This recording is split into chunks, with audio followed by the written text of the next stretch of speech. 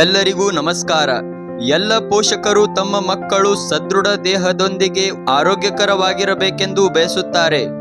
ಮಕ್ಕಳು ಆರೋಗ್ಯಕರವಾಗಿ ಸದೃಢವಾಗಿರಬೇಕೆಂದರೆ ಅವರ ಆಹಾರ ಪದ್ಧತಿಯು ಮುಖ್ಯ ಕಾರಣ.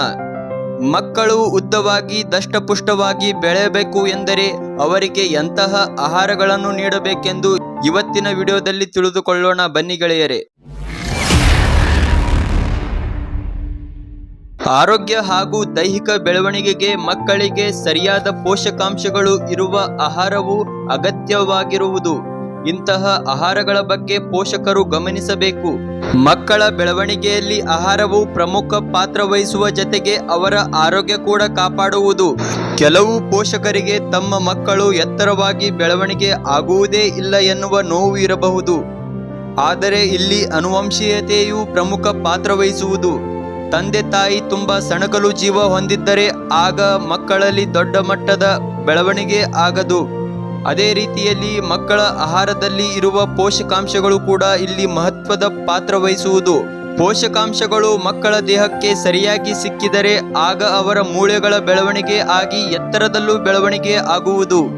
ನಿದ್ರೆ ಮತ್ತು ಮಕ್ಕಳ ಬೆಳವಣಿಗೆಯಲ್ಲಿ ಸಂಬಂಧವಿದೆ ಎಂದು ಅಧ್ಯಯನ ವರದಿಯು ಹೇಳಿದೆ. ನಿದ್ರೆಯ ಸಮಸ್ಯೆ ಇರುವ ಮಕ್ಕಳಲ್ಲಿ ಬೆಳವಣಿಗೆ ಕುಂಠಿತ ಆಗುವುದು ಎಂದು ಈ ವರದಿಯು ತಿಳಿಸಿದೆ. ಹೀಗಾಗಿ ಪೋಷಕಾಂಶಗಳು ಇರುವ ಆಹಾರದ ಜೊತೆಗೆ ಸರಿಯಾದ ನಿದ್ರೆಯು ಬೆಳವಣಿಗೆಗೆ ಪೂರಕ. ಪೋಷಕಾಂಶ ಮತ್ತು ಆಹಾರ ಪದ್ಧತಿಯ ಸಂಬಂಧವನ್ನು ನೋಡುವುದಾದರೆ ಆಹಾರ ಮತ್ತು ಮಕ್ಕಳು ಎತ್ತರವಾಗಿ ಬೆಳೆಯುವುದರಲ್ಲಿ ನೇರ ಸಂಬಂಧ ಇದೆ ಎಂದು ಅಧ್ಯಯನಗಳು ಹೇಳಿವೆ. ಅಧ್ಯಯನಗಳ ಪ್ರಕಾರ ಹಾಲಿನ ಉತ್ಪನ್ನಗಳು, ಕೋಳಿ ಮಾಂಸ ಮತ್ತು ಇತರ ಪ್ರಾಣಿಜನ್ಯ ಆಹಾರ ಸೇವನೆ ಮಾಡುವ ಮಕ್ಕಳು ಎತ್ತರವಾಗಿ ಬೆಳೆಯುವರು.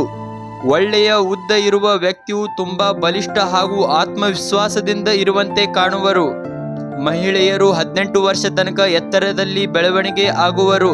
ಅದೇ ಪುರುಷರು 21 ವರ್ಷ ತನಕ ಎತ್ತರವಾಗಿ ಬೆಳೆಯುವರು.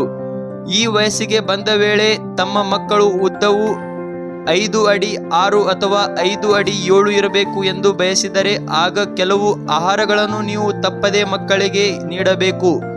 ಇದರಿಂದ ಮಕ್ಕಳು ಎತ್ತರವಾಗಿ ಬೆಳೆಯುವರು. ಇದನ್ನು ತಪ್ಪದೇ ಮಕ್ಕಳ ಆಹಾರ ಕ್ರಮದಲ್ಲಿ ಸೇರಿಸಿ. ಮೊದಲನೇದಾಗಿ ಹಾಲಿನ ಉತ್ಪನ್ನಗಳು. ಮಕ್ಕಳಿಗೆ ಸಾಮಾನ್ಯವಾಗಿ ಹಾಲನ್ನು ಪ್ರತಿಯೊಬ್ಬ ಪೋಷಕರು ನೀಡುವರು. ಅದೇ ಹಾಲಿನ ಜೊತೆಗೆ cheese, paneer, yoghurt, ice cream ನೀಡಿದರೆ ಇವುಗಳಲ್ಲಿ ವಿಟಮಿನ್ ಎ, ಬಿ, ಡಿ ಮತ್ತು ಇ ಸಮೃದ್ಧವಾಗಿರುವುದು. ಇಷ್ಟು ಮಾತ್ರವಲ್ಲದೆ ಮಕ್ಕಳ ಬೆಳವಣಿಗೆಗೆ ಬೇಕಾಗುವಂತಹ ಪ್ರೋಟೀನ್, ಕ್ಯಾಲ್ಸಿಯಂ, ವಿಟಮಿನ್ ಡಿ ಕೂಡ ಇದೆ. ಇದು ಬೆಳವಣಿಗೆಗೆ ಸಹಕಾರಿ. ಮಕ್ಕಳಲ್ಲಿ ವಿಟಮಿನ್ ಡಿ ಕೊರತೆ ಕಂಡುಬಂದರೆ ಆಗ ಇದು ಎತ್ತರ ಬೆಳವಣಿಗೆ ಕುಂಠಿತವಾಗಿಸುವುದು.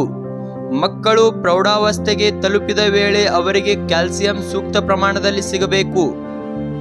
ಹಾಗೆ ಎರಡನೇದಾಗಿ ನೋಡುವುದಾದರೆ ಮೊಟ್ಟೆಯಲ್ಲಿ ಪ್ರೋಟೀನ್ ಸಮೃದ್ಧವಾಗಿದ್ದು ಬಿಳಿ ಭಾಗದಲ್ಲಿ 100% ಪ್ರೋಟೀನ್ ಇದೆ. ಆದರೆ ಹಳದಿ ಭಾಗದಲ್ಲಿ ಕೊಬ್ಬು ಇರುವ ಕಾರಣ ಇದನ್ನು ಕಡೆಗಣಿಸಬಹುದು. ಮೊಟ್ಟೆಯಲ್ಲಿ ರಿಬೋಫ್ಲಾವಿನ್ ಎನ್ನುವ ವಿಟಮಿನ್ B2 ಇದೆ. ಇದು ಎತ್ತರವಾಗಿ ಬೆಳೆಯಲು ಸಹಕಾರಿ. ಮಕ್ಕಳ ಆಹಾರ ಕ್ರಮದಲ್ಲಿ 2 ರಿಂದ 4 ಮೊಟ್ಟೆ ಸೇರಿಸಿ. ಮೂರನೇದಾಗಿ ಸೋಯಾಬೀನ್. ಸಸ್ಯಾಹಾರದಲ್ಲಿ ಸೋಯಾಬೀನ್ ಒಳ್ಳೆಯ ಪ್ರೋಟೀನ್ ಅಂಶವನ್ನು ಹೊಂದಿದ್ದು ಇದರಲ್ಲಿ ಇರುವ ಪ್ರೋಟೀನ್ ಮೂಳೆಗಳು ಹಾಗೂ ಮಾಂಸಖಂಡಗಳ ಬೆಳವಣಿಗೆಗೆ ಸಹಕಾರಿ. ಪ್ರತಿನಿತ್ಯವೂ 50 ಗ್ರಾಂನಷ್ಟು ಸೋಯಾಬೀನ್ ಸೇವನೆ ಮಾಡಿದರೆ ಮಕ್ಕಳಲ್ಲಿ ಉದ್ದ ಬೆಳವಣಿಗೆ ಆಗುವುದು. ಸಸ್ಯಾಹಾರಿಗಳು ಸೋಯಾಬೀನ್ ಸೇವನೆ ಮಾಡಿ ಬೇಕಿರುವ ಪೋಷಕಾಂಶಗಳನ್ನು ಪಡೆದುಕೊಳ್ಳಬಹುದು.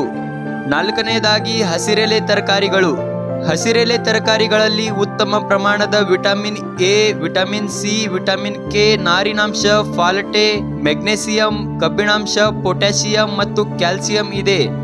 ಇದು ದೈಹಿಕ ಬೆಳವಣಿಗೆಗೆ ಹಾಗೂ ಆರೋಗ್ಯಕ್ಕೆ ಅತಿ ಅಗತ್ಯ. ಹೀಗಾಗಿ ಮಕ್ಕಳ ಉದ್ದ ಬೆಳವಣಿಗೆ ಆಗಬೇಕಾದರೆ ಆಗ ನೀವು ಹಸಿರೆಲೆ ತರಕಾರಿಗಳನ್ನು ತಪ್ಪದೇ ನೀಡಿ.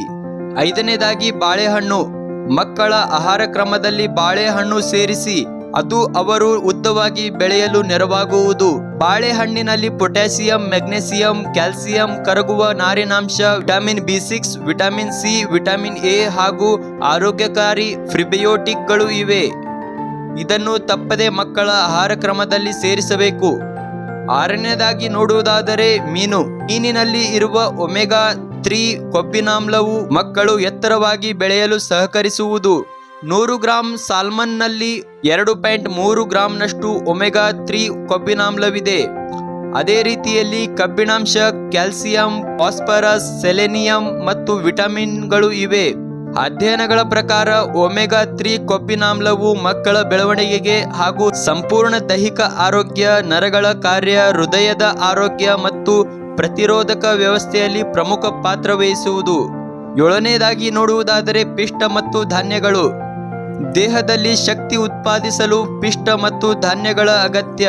ಪಿಷ್ಟ ಮತ್ತು ಧಾನ್ಯಗಳಲ್ಲಿ ವಿಟಮಿನ್ ಬಿ, ನಾರಿನಾಂಶ, ಕಬ್ಬಿಣಾಂಶ, ಮೆಗ್ನೀಸಿಯಂ ಮತ್ತು ಸೆಲೆನಿಯಂ ಉತ್ತಮ ಪ್ರಮಾಣದಲ್ಲಿದೆ. ಪ್ರೌಢಾವಸ್ಥೆ ವೇಳೆ ಮಕ್ಕಳಿಗೆ ಹೆಚ್ಚಿನ ಪ್ರಮಾಣದ ಕ್ಯಾಲರಿಯು ಬೇಕಾಗಿದ್ದು ಇದನ್ನು ಅಗತ್ಯವಾಗಿ ಸೇವನೆ ಮಾಡಬೇಕು.